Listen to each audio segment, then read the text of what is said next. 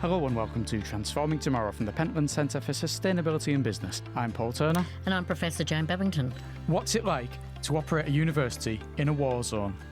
How do universities in Ukraine work with those here in the UK to develop new techniques and to build their reputation, all while conflict is ongoing?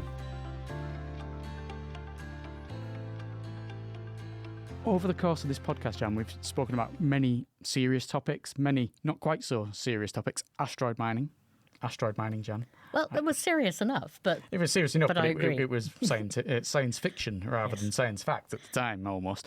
But today, what we're going to be speaking about is a really serious topic, a bit sombre in many ways, but we'll try not to be too sombre, if you will, because there's lots of positivity that's going to come out of it, and that's war, conflict, and how universities operate in these situations, but also the opportunities that maybe can arise as a result of it and the positivity for the future. Absolutely, but it's also for those universities who are not facing such challenges.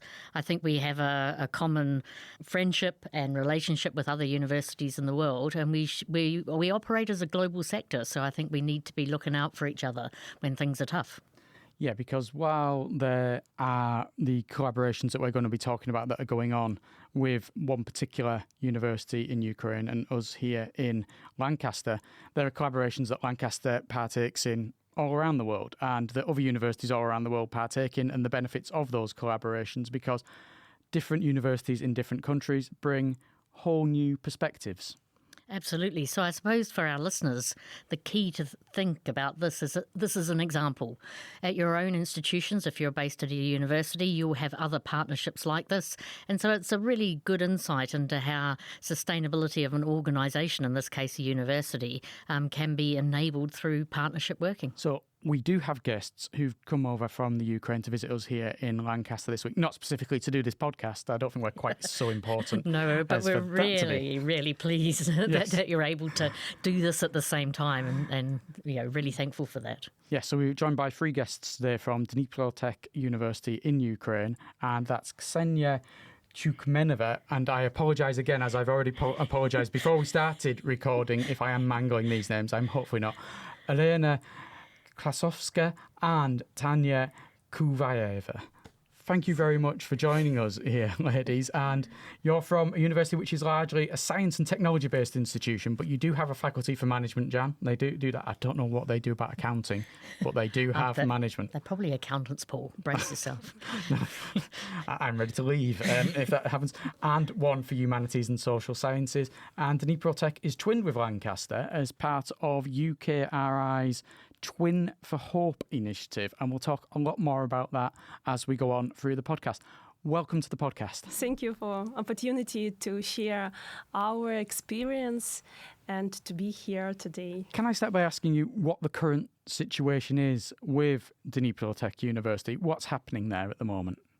Despite the war, despite the full-scale invasion, Dnipro University of Technology continues to operate steadily. So we have maintained the full education process. We implement different formats of education. So yes, we have blended format nowadays, but we continue to involve our students to take part in international projects, to communicate with our business partners, companies, employers, and so on.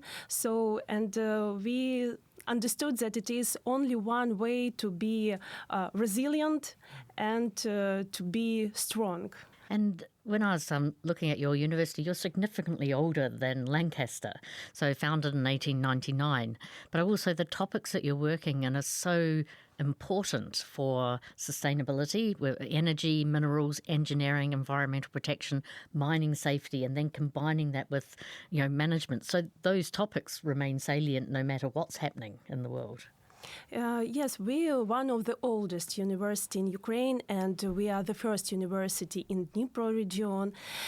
We really have a very powerful engineering school, mineralogy school, mining school. So that's why we like a city-forming university, and that's why really a topic that are connected with sustainability, with mining, and so on, for us really important. And we have a lot of like orders from our companies, mining companies, to help them to do their best and to know how in our situation we could maintain our industry and different process. Is Dnipro traditionally a region then of mining? Is that mining engineering, is that what's always been in that area? Yes, Dnipro is like an industry capital and business capital of Ukraine. So there are a lot of companies, industrial companies, and it is like not only intellectual center of Ukraine, but really we are like a base for mining and for industry. And for our listeners, because there's nothing like talking to people from somewhere else, makes you go and look on maps and find out exactly where people are. So Dnipro is sort of southwest of Kiev, and then about 50 miles or 85 kilometres from perhaps the thing that you would have seen in the news, which is a nuclear power station on, I'm going to do it, I'm going to go for it. Go, Jan, go. Zaporizhia? Yeah, correct. Excellent. So that's the 10th largest nuclear power plant in the world. It has been, suffering from the conflict and particularly water supply. So it's a really sort of quite a fraught region. You know that the whole of Ukraine isn't involved in the war, but you're quite close to the war, and that must be frightening in itself. Yes, we are not so far from the war line, and it's really a huge challenge for us, for our university, for people. Yes, we are suffering from such situation, but it's like opportunity for us to find some solutions, new solutions, how to be adaptive. How to be resilient, and we also understood that nowadays our university and all others university in Ukraine, they play a huge role to unite people, to make community, and also to help people. So, for example, each university should have 3 missions: academic mission, research mission, and civic mission, 3rd mission, to help local community, to help people, to help local enterprises, and so on.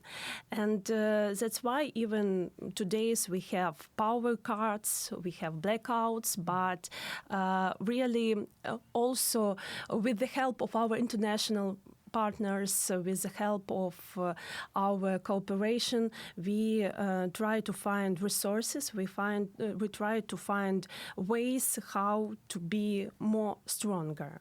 One thing that's interested me, going back to the history, is that in the late 19th century, a university was set up in what was an industrial area. You don't see that so much in this country. A lot of the universities were set up in places like Oxford, Cambridge a long, long time ago. And then the places like Yorkshire, Lancashire, where you relied on industry and the mills, those universities came along a lot later. There's the odd one here and there, Manchester, for instance, but a lot of them came. But no, in Ukraine, you've got one that started up at the end of the 19th century and has obviously flourished to come to where you're at. And I know you earlier on, Jan, joked that I was about to find out that we have 3 accountants sat here. They're all actually involved in marketing. I know, I was only joking. Yes. And Olena, you're a professor of marketing. So you do research, you do teaching. And I wonder, how hard is it to research and teach at the moment within the university, given the situation with the war? Thank you for this question. It's really interesting because we try to combine academic and scientific research, and improve our education process according to this research. So we combine our standards from National Ministry of Science and Education and try to be oriented on international market. And so we collaborate with national and international company. The most of our Dnipro companies try to be in touch with Dnipro University of Technology because we have a really amazing brain of our scientists, and we collaborate with business, our famous scientists, and young students, and so it's improving our process. And with the students coming to the university, so their schooling would have been disrupted as well, and then they're coming to university. What kind of preparation do you need to do with them for them to be ready to be at the university and to start their courses? First of all, we prioritize the safety of our students and staff. We implement like a blended format of education. So we really have a very powerful digital learning. First of all, for first-year students and second-year students, we try to make face-to-face classes because we understood that it's very, very important. We, with the support of our business, we developed new laboratories, new auditories underground in the shelters. So if we have air rapid alerts and so on, we can move on these classes, on these auditories.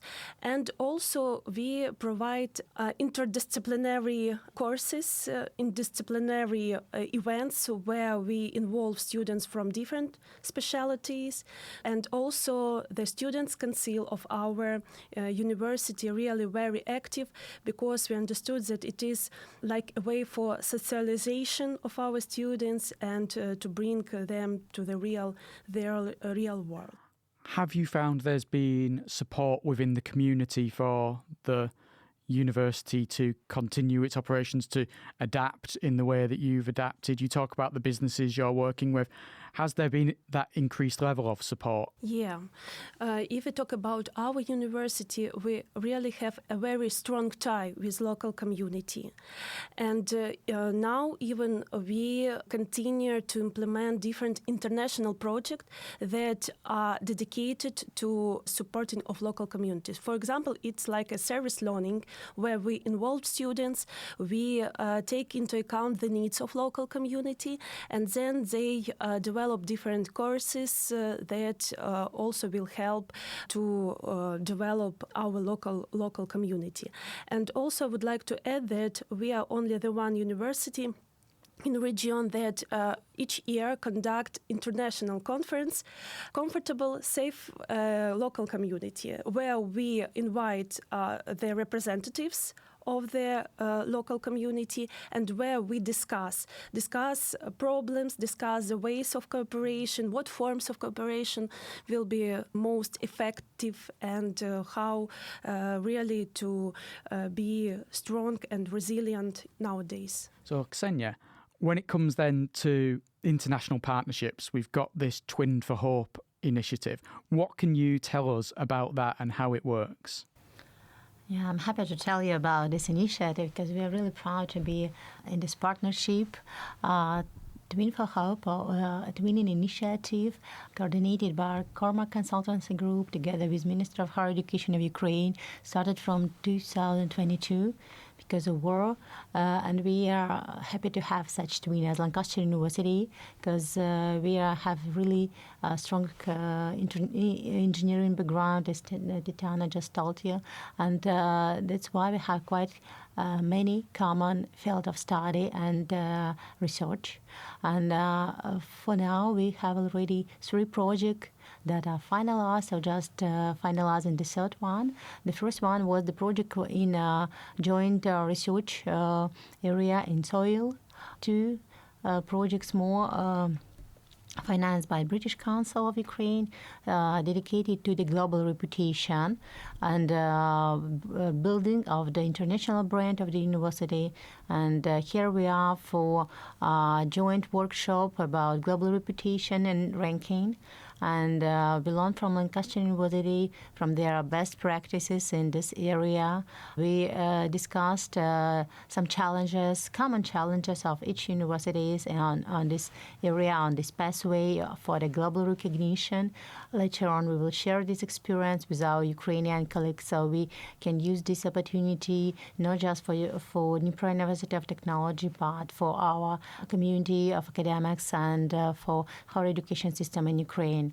I also can mention here that within frame of our cooperation, we have other joint activities, student mobility, as participation of our academics in Lancaster University Educational Conference, participation of our students in undergraduate in the conference for undergraduate students. So I think we have quite actively development cooperation, and for now we have already some new ideas that we can develop further after our visit ends. So we do have quite many researchers who can continue this cooperation, who can go deeper in global reputation, who can develop some joint courses. We believe that it will be possible the next, as the next steps for cooperation, having some joint activities in engineering as well. And for us, Lancaster is the centre of our universe. Did you know about Lancaster before the Twinning Initiative? Did you say, I know what, let's get to Lancaster? If they say yes, I won't believe them. For listeners, they're smiling broadly, which tells me never heard of Lancaster before. Which We won't be offended. Well, that was really great opportunity for Ukrainian university to find as twin. And of course, we were supported by this consultancy group about which profile would suit each university in the best way. So that's really mutual cooperation, and we believe that we can be benefit in both ways, not just Dnipro University of Technology learn from Lancaster, but together we can find out this common topics that we can develop and benefit for both of universities. Of course, we do study the profile of Lancaster University carefully and underline this common topic that we can develop further. And I think we should make clear to our listeners that this is not the only twinning relationship, because that twin exists between lots of universities in the Ukraine and the UK, about 100 long-term partnerships in place, and it's for now but also for after the war finishes as well. And so it's got a future-looking orientation to it as well.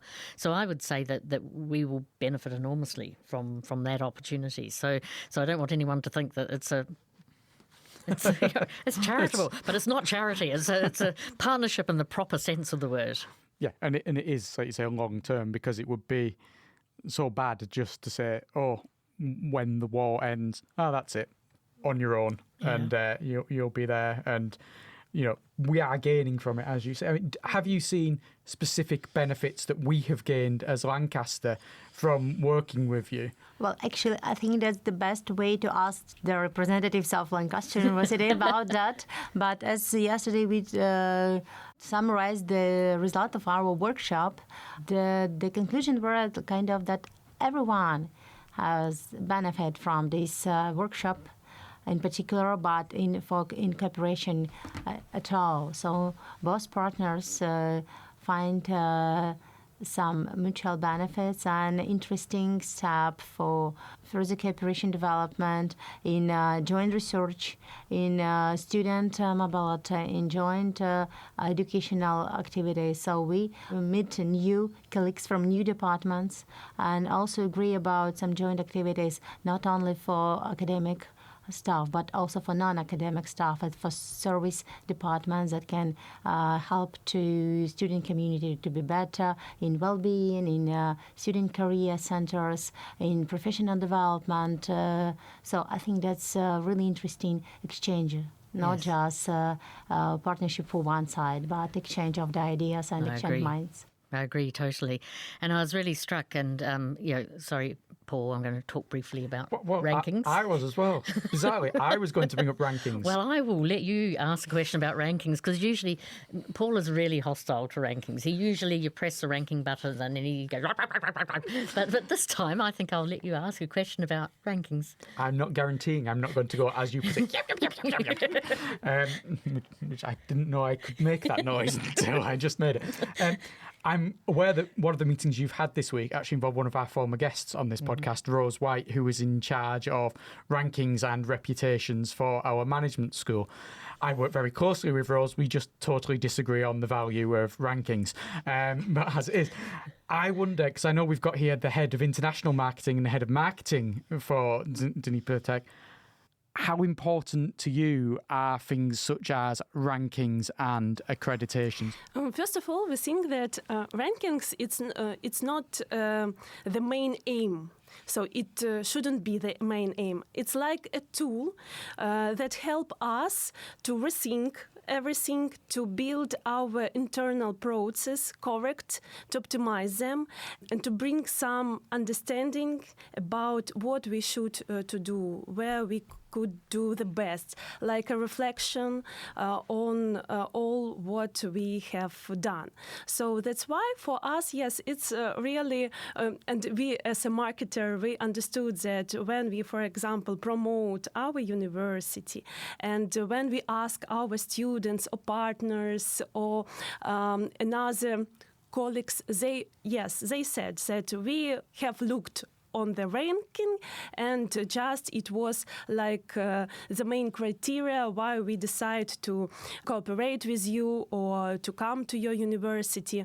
But for us, yes, for our team, we really use these rankings like a way to be better and where we should do more and how we can use, for example, opportunities from our colleagues. When we, for example, research their rankings and research experience of other universities, make like benchmarking, we try to find best practice.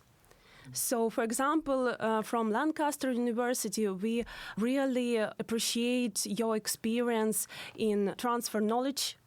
We really understood that you are very powerful in sustainability, and that's why after the first visiting of your university, we also decide to create like such a center for sustainability, to collect all the information, to make it more effective also for us. How about, Olena, internationally? Because there's marketing within Ukraine, and then there's marketing internationally, which I can only imagine the difficulties of that for any higher education institution in Ukraine at the moment. Yeah, it's not easy for us now, but if we speak about international rankings, we are not so long in international rankings, but last year we firstly was in Times rankings, and our chief, our boss, our top management director say, wow, we are in the Times. And international marketing, we say on all social networks about these results. So if we speak about, for example, Times ranking, QS rankings, it helps us to be more serious partners for our potential international partners. And so if we speak about international rankings, it's important not only for international partners, it's important for our all stakeholders. It's something like about trust between. It's about reputation. It's not so fast result. It's something like our activity for our future. And I fully agree with Tanya. It's not about only rankings. It's about our representative, not only national educational sphere, it's our representative on international sphere. And it helps us to be more competitiveness, to deal with more brilliant students, to deal with our international partners, and we are in process. Yesterday we speak about results and case of Sunway University. It's very, very important. This fall, we speak about Lancaster University, your experience in educational ranking, and we faced with communication.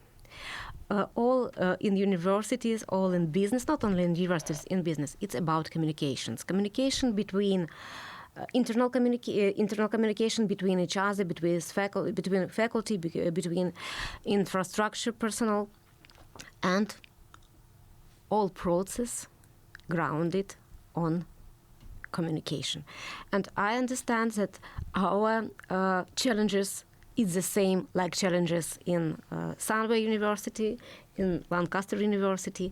And so it's something like make us more stronger in this long way. It seems to me, Jan, that this is valuable use of rankings. I've had my say many times on no, I don't want to say invaluable because that makes it sound even more valuable. Unvaluable, whatever the opposite. Worthless. No, it's not quite worthless. It's somewhere in that scale between worthless and valuable, but more towards the worthless side of rankings. And seeing how they can help a university grow and develop from not having been there. And so you're saying you've got senior person at the university, wow, we're in the Times rankings, and that's such an impressive thing. You can become obsessed with getting a certain place on them and wanting to be in a certain number, forgetting that for some people the key thing is being in there to show that you are actually part of this bigger global picture. And what I also loved about how you talked about it is that the ranking, if you like, is the introduction point for a relationship and to develop that properly. So I think in that respect, even though sometimes the rankings are a wee bit, drive us all a bit crazy, but actually to use them properly and for them to be a proper indication for partnership and for going forward together, I think we can forgive rankings, all sorts of things at that stage. And I'm wondering, when it comes to teaching, because I know two of you here do teaching, do you include sustainability within the teaching that you do? Yes. We include sustainability in each courses because we also understood that to achieve all sustainability goals, we should implement such topics, for example, in our courses, in our research.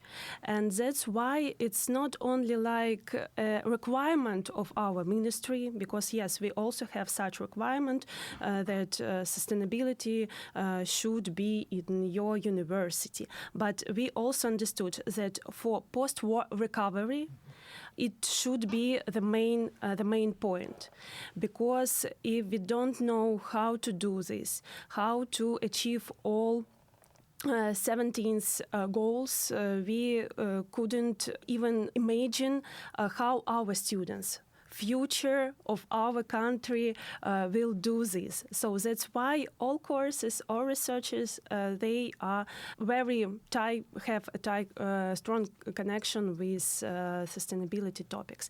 And for example, for our university, one of the main point also, if we talk about like technical part, engineering part, it is clean energy. The 7th goal is very important for us, and nowadays, because our energy system a little bit damaged, not a little bit, but that's why we try to find alternative resources, energy resources, and that's why, as for our university, because we are, first of all, technical university, this topic is really very important, and we also the one university in region that have its own solar panel. So that's why we like also give such opportunity for our local community when it's, for example, power cards and so on. Citizens, they could come to our university and use it like a hub. And that's something we've talked about before, Paul, about anchor assets and anchor institutions. So places that help the whole of a system operate well. So that's a really good example of that. And I also, we're going to try in a future podcast to get colleagues who are going to be dealing with soil, because Ukrainian soil is legendary, and so how its productivity can be recovered and any pollution sorted out. There's such an interesting topic there. Like you say, Ukraine renowned for farming. There's a book about tractors in Ukraine, isn't there? Oh, yeah, there is. I can't remember the exact title of it. Well, I come from a farming background, and I mean, your soils are legendary. Your farming is legendary. I'm sure it was all that was spoken about over tea time at the Bebbington household was Ukrainian soil. I'm not sure my mum and dad knew where Ukraine was, but we certainly have come to realise how good the soils are there. Olena, what's the attitude of students towards sustainability from the students you teach? I think from the first year of education, bachelor program or master program, we attract our students in this process. So they should understand that water, electricity, climate changes, and we can influence, each of us can influence on this. And we speak about it, we speak about goals of sustainability. And I try to attract students and to give them understanding that each of us, behavior each of us can influence on all over the world. So, and they make some projects for business during our study program with some research, influence of mining sphere, electricity sphere on sustainability. And many of our students already, during education, already has something like part job and part-time work on our business, and they try to get their view of sustainability inside our Dnipro business. And could you also I add that in our marketing department we have some disciplines, courses that students could choose. And we also, among this, the list of these disciplines, we have marketing of sustainability, where we talk about voluntary sustainability standards, where we talk about the tools, how to promote. And it is one of the most popular discipline in their list when students, they choose such way, what they want to learn additional.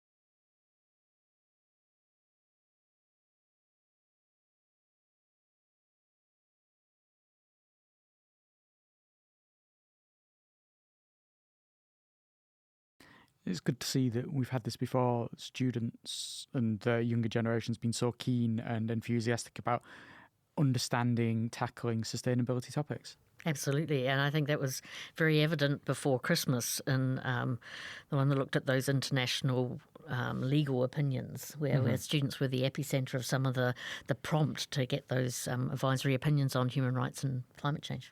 Indeed. Well, I think we're sort of coming towards the end now, and I realise this is such a hard question because you don't know when the war is going to be over, but how do you feel that what's going on now, the work you're doing with Lancaster and all the other work that you're doing at the university, how do you feel that's going to be shaped after the conflict's over, and what's going to happen, and how can the work that you're doing with Lancaster help to support what's going to happen afterwards? So we really hope and we know that the war will end and we will gain a victory. And I think that after war is ended, we really understood our strengths and we become more strong. And that's why if we can functionate in such environment, in such condition, so we could do our best when the war will end. So that's why everything that we have gained from our cooperation could be like the future way to developing, to forming our new, for example, ways of collaboration. So that's why we think that we will be more stronger, and we could achieve a lot of common results, and also we hope that we will be very helpful for your university as too, because, for example, challenges with digital learning, challenges with adaptation for different conditions also be useful for your. Yeah. We look forward to having the good possibility of doing that soon. Well, Tanya, Kseniia and Olena, thank you so much for joining us. It's been fascinating getting such an insight into how things are operating at Dnipro and the partnership that you have here with Lancaster. Thank you. Thank you. Thank you very much. Thank you. There's so much to take out from that, Jan, and so much that you would never even consider would be part of considerations for a university in a situation such as Dnipro and all the universities across Ukraine are in. It's hugely sobering because the kind of situation they're facing, and especially when you look at a map where they are, I'd be terrified. But of course, you're there, you might be terrified, you've still got to carry on. But they're carrying on in a way, I think that one of the things that I really took away from how our colleagues were speaking about their situation is that the words we've heard before, but actually words which have quite more intense meaning when you're talking about the situation in which they're exercising it. Mm-hmm. So to be adaptive, to use technology to help bridge gaps, resilient, their interdisciplinary approaches, but then also that huge and close partnership they have with their local businesses where they're an anchor asset and they sustain each other through the conflict. Yes, when they talked about being a hub of resilience and resistance, that is a whole different meaning to anything you'd get here in the UK. A hub of resilience here would be something that was just carrying on, making sure that businesses were adapting slightly. And a hub of resistance would be possibly in countries where the right wing has taken on and the message of sustainability has been pushed aside. It'd be just pushing that sustainability message. A hub of resilience and resistance in a war zone is an entirely different thing. Yeah. And yet the message of sustainability was so strong as well. Yes. They're talking about setting up a competitor to the Pentland Centre. Soon you'll be run out of business, and that'll be it. That'll be the Dnipro. That would be the perfect people to be run out of business by, I have to say. But yeah, and having it within the teaching and having that enthusiasm among the students and the staff for sustainability being part of the whole education and the whole process. And in the last few days, I had the good fortune to hear the ambassador, who was one of the co-authors of the first drafting of the SDGs, speak. So he is an ambassador to Ireland, who was an ambassador to the UN at the time. He's also the architect of the Good Friday Agreement, so really experienced man. And we were talking about the SDGs in a sort of an open forum, and he highlighted that one about peace, justice and strong institutions. And he said in some ways they lumped all of those things together because they weren't, because the process was complex in that respect. They'd have ended up with about 512 if they didn't lump a few things together. But he said the dynamics in there are really different. They're not the same dynamics. And I think today we've had that opportunity of really teasing out that SDG 16 about, peace and justice, strong institutions, and then also 17, partnership for the goals, and what that means in this context and what it will mean after the end of the war.